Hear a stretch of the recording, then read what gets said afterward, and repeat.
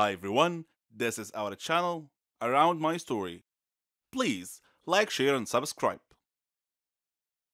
À l'âge de 15 ans, je m'occupais de ma mère malade, de mon père alcoolique et de mon jeune frère. Je travaillais dans une pizzeria pour que ma famille ait de quoi manger. Ma mère souffrait d'une maladie mentale. Ses hallucinations étaient effrayantes. Parfois, elle détruisait des choses dans la maison. Mon père se rendait physiquement malade en buvant trop. Il était souvent en retard au travail et sa vue se détériorait. Je devais m'occuper de mon frère de 6 ans. Je restais éveillée la nuit et lorsque je m'endormais enfin, je faisais des cauchemars dans lesquels je voyais mon père mourir ou mon frère être emmené. Pour faire face au stress, j'ai commencé à faire des choses comme mon père à l'automne de ma première année de lycée. Cela a détendu tous les muscles de mon corps. J'ai bien accueilli l'engourdissement, mais mon père n'en a pas fait une bonne image. J'ai donc arrêté et essayé une autre drogue à la place. Un jour, au printemps de ma première année, mon ami m'a offert une pilule. J'ai hésité, puis j'ai accepté. 20 minutes plus tard, je me sentais heureuse et légère, comme si mon corps était un nuage. Tout le stress et les soucis concernant ma famille ont disparu pendant des heures. Après cette seule pilule, j'en voulais plus. Mon ami connaissait un dealer, alors je lui donnais l'argent et il m'en donnait plus. Ces pilules n'étaient pas bon marché et mon salaire de la pizzeria n'était pas suffisant. J'ai demandé à mon ami, « Tu connais quelqu'un qui pourrait me trouver un meilleur emploi ou autre chose ?» Il m'a répondu, « Pas vraiment. J'ai quelqu'un qui pourrait probablement t'aider, mais ce n'est pas exactement un travail légal. » Je savais qu'il faisait référence au dealer. J'avais besoin d'argent. Quelques jours plus tard, j'ai rencontré Victor, le dealer, devant sa maison. Il m'a invité à entrer. Sa maison était faiblement éclairée, mais beaucoup plus belle à l'intérieur qu'à l'extérieur. Victor m'a dit de m'asseoir. J'ai essayé d'être confiante et lui ai dit que je cherchais à gagner de l'argent. Il a acquiescé. Comme vous êtes un client fidèle, je vais vous proposer quelque chose. As-tu déjà vendu avant? Mes yeux se sont élargis et mon cœur a sauté un battement. Non. Il a hoché la tête et m'a tendu un sac en disant comme test. Il m'a donné des instructions puis a dit « Je ne joue pas avec mon argent. Si je découvre que tu me trompes de quelque façon que ce soit, ce ne sera pas joli, compris ?» J'ai hoché la tête et j'ai quitté sa maison, mon cœur battant la chamade. J'étais effrayée mais excitée de commencer à gagner de l'argent. Après avoir vendu mon premier lot, Victor est venu me chercher à l'école dans sa voiture. Je lui ai donné l'argent. Il avait l'air content et m'a proposé de m'en donner plus. Bientôt, j'apportais à Victor de l'argent qu'il ne pouvait même pas gagner. Je pouvais maintenant m'acheter des choses. Le fait d'être défoncé m'a permis de m'occuper de ma famille sans me sentir accablé ou anxieux. Quand j'étais sobre, je n'arrêtais pas de m'inquiéter de tout ce qui pouvait arriver à mon père, à ma mère et à mon frère. Mais après avoir pris une pilule, je flottais au-dessus de mes problèmes et mon esprit était vide. Les pilules m'ont même aidé à échapper au cauchemar. Bientôt, j'avais besoin d'une pilule toutes les quelques heures. Si je n'en prenais pas, j'avais des douleurs dans tout le corps et de graves maux de tête. Pendant ma première année de lycée, certains de mes amis d'enfance ont commencé à s'inquiéter de mon attitude suspecte. À l'extérieur, je souriais et rassurais mes amis. À l'intérieur, j'avais honte. Allais-je vraiment comme mon père et me détruire comme ça? Mes parents n'ont pas remarqué ou ne se sont pas souciés de ce que je faisais, même lorsque je prenais une pilule devant eux. Un jour, je me suis évanouie à la maison. Je me suis réveillée couvert de vomi sur le sol de ma chambre. Ma mère est entrée dans la pièce et m'a regardée. Elle n'a pas dit un mot, elle est juste sortie. Je m'attendais à ce qu'on me crie dessus, pas à ce silence froid. C'était mon pire moment. Allongée dans mon vomi, avec ma mère qui semblait indifférente. J'ai réalisé que j'étais seule. J'étais la seule à pouvoir prendre soin de moi, et je devais m'arrêter. Mais les symptômes de manque étaient si forts que je ne pouvais pas passer une journée sans prendre une pilule. J'ai appelé mes grands-parents au début de ma première année et je leur ai demandé de venir chercher mon petit frère pour vivre avec eux et ils ont accepté.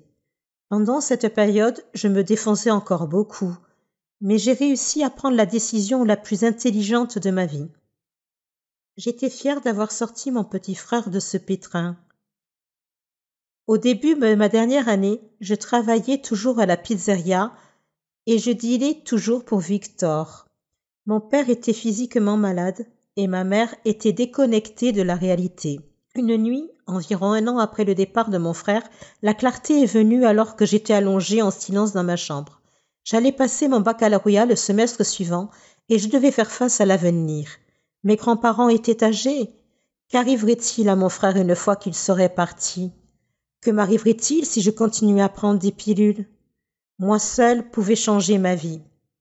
Je savais que j'étais dépendante et que la première étape pour devenir sobre était de me l'avouer. J'ai pensé à toutes les décisions stupides que j'avais prises. J'aurais pu simplement rester à l'écart. Mais maintenant, 3 ans plus tard, cette honte me titille parfois et me rappelle que je ne veux jamais y retourner. Puis, en octobre de ma dernière année, j'ai agi. J'ai vendu mon dernier lot, j'ai donné son argent à Victor et je lui ai dit que je ne vendrais plus rien. Il m'a laissé partir assez facilement. J'ai cherché les symptômes de sevrage. Je savais que je devrais manquer l'école aussi, parce que j'avais lu que le sevrage physique dure 1 semaine. C'était encore pire que ce que j'avais lu. J'avais mal partout et je me sentais extrêmement faible. Je tremblais et je vomissais plusieurs fois par jour, au point que mon vomi n'était plus que de l'eau. Je transpirais, mais j'avais froid. Je n'avais pas les moyens d'aller dans une cure de désintox. Toute la semaine, je suis restée allongée dans mon lit. J'avais dit à quelques amis proches que j'arrêtais de fumer et que je les appellerais pour leur dire comment je m'en sortais. Ils m'ont dit qu'ils étaient fiers de moi et qu'ils seraient toujours là pour moi. J'ai réalisé que je n'avais pas à affronter mes démons seule. Ma mère continuait à se parler à elle-même dans le salon, tandis que mon père faisait ce qu'il fait toujours. Mais j'avais des amis pour me soutenir dans les moments difficiles. J'ai manqué presque 1 mois d'école et ma moyenne a beaucoup baissé. En fait, ce trimestre-là, j'ai échoué à 2 cours à cause de mes absences. Je savais que si les gens connaissaient ma situation réelle, je pourrais être placée en famille d'accueil. À ce moment-là, je ne voulais pas être séparée de mes parents, alors j'ai dit à mes professeurs que j'avais des problèmes familiaux. Certains professeurs avaient entendu des rumeurs selon lesquelles je prenais des pilules. Mon professeur d'anglais m'a dit « Je suis fière que tu aies décidé de changer pour le mieux. Tu es une fille intelligente et j'espère que tu resteras sur le bon chemin. » Sa réponse m'a presque fait pleurer. Je n'avais jamais entendu personne, pas même mes propres parents, me dire qu'ils étaient fiers de moi. Une fois que je suis retournée à l'école, j'ai fait tous mes devoirs. Je n'ai jamais manqué un cours et j'ai eu d'excellents résultats à tous les examens. Je suis entrée à l'université. J'étais enfin sur la bonne voie. Mais la vie n'est pas devenue beaucoup plus facile une fois que j'étais sobre. L'entrée à l'université était accablante car je n'étais pas habituée à la quantité de travail demandé par les professeurs. Il était difficile de rester sobre malgré les doutes. Je croyais que je n'étais pas assez bonne pour l'université et que si je faisais une petite erreur, je retournerais à la case départ. Au lieu de m'engourdir, j'affronte mes démons et je les libère. C'est bien mieux que de ne rien ressentir du tout. Vous savez, parfois la vérité est encore plus étrange que la fiction, surtout si vous avez un sombre secret dans votre vie qui vous mettra en danger s'il était révélé. C'était mon cas. Et voici mon histoire. Je m'appelle Charlotte et j'ai 17 ans. Je vis avec ma mère. Mon père est décédé avant ma naissance, alors ma mère a dû m'élever toute seule. Ma mère savait tout de moi. Mes études, mes amis. Elle avait certaines règles que j'étais censée suivre. Par exemple, il était interdit de manger à l'extérieur, je ne pouvais pas être amie avec quelqu'un sans qu'elle sache tout sur lui avant, etc.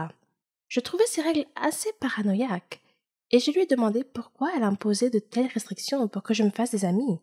Elle m'a répondu simplement que, de nos jours, on ne peut faire confiance à personne. Mais ce n'était pas une réponse très satisfaisante.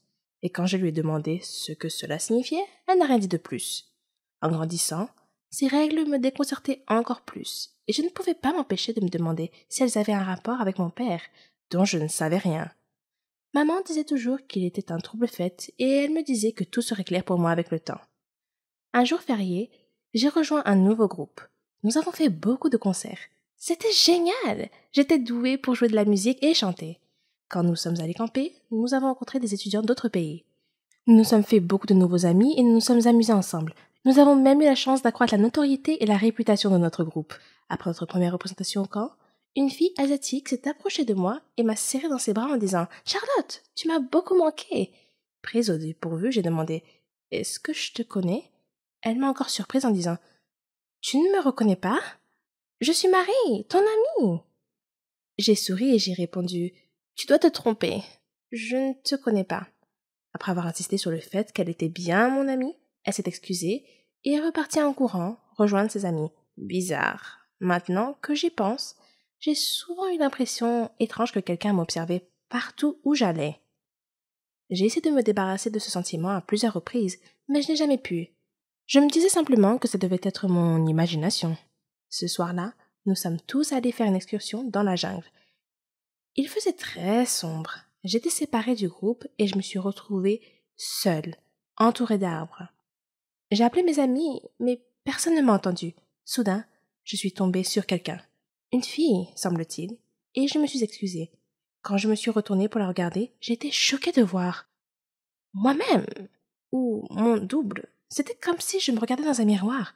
« Qui es-tu » ai-je demandé. « Je suis Charlotte » a-t-elle répondu simplement. « C'est impossible.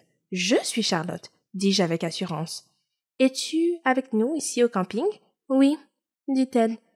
Je lui ai demandé quel était le chemin du retour vers le camping. Elle a indiqué une direction et nous sommes repartis. Alors que nous marchions, son téléphone a sonné. C'était son père. Il était inquiet pour elle et voulait s'assurer qu'elle allait bien. Nous sommes arrivés à nos tentes sans incident et j'ai dit « C'était vraiment agréable de te rencontrer, Charlotte. Je te verrai demain ?» Je ressentais une forte connexion avec cette fille pour une raison quelconque. Puis je me suis rendu compte que j'avais oublié mon sac et je suis allée le chercher. Et de nouveau, j'ai eu ce sentiment inquiétant d'être observée. Soudain, quelque chose me frappe à la tête. Quand je me suis réveillée, je me suis retrouvée assise dans une voiture entourée de personnes portant des lunettes de soleil et j'étais vraiment effrayée. « Qui êtes-vous » ai-je demandé. « Et qu'est-ce que vous voulez de moi ?» Un homme m'a dit que mon père était la raison pour laquelle il m'avait kidnappée. Quand je lui ai répondu que mon père était mort il y a longtemps, il a juste ri. Puis il me pulvérisa quelque chose au visage et je perdis connaissance. Quand je me suis réveillée plus tard, l'autre Charlotte était attachée à côté de moi. L'un des hommes semblait confus de voir moi et a demandé à son patron laquelle de nous était la fille qu'il cherchait. Soudain, j'ai entendu quelqu'un crier « Stop! Ne bougez pas !» La police surgit de la ligne des arbres, encercla la voiture et apprehenda les hommes. Puis, ils nous détachèrent toutes les deux. Quelqu'un est apparu, l'air très inquiet. L'autre Charlotte a commencé à se réveiller et a demandé où elle était et ce qui se passait. Puis, elle vit son père et courut vers lui. Son père m'a alors regardé et m'a demandé mon nom et celui de ma mère. Quand je lui ai répondu, il a dit qu'il savait qui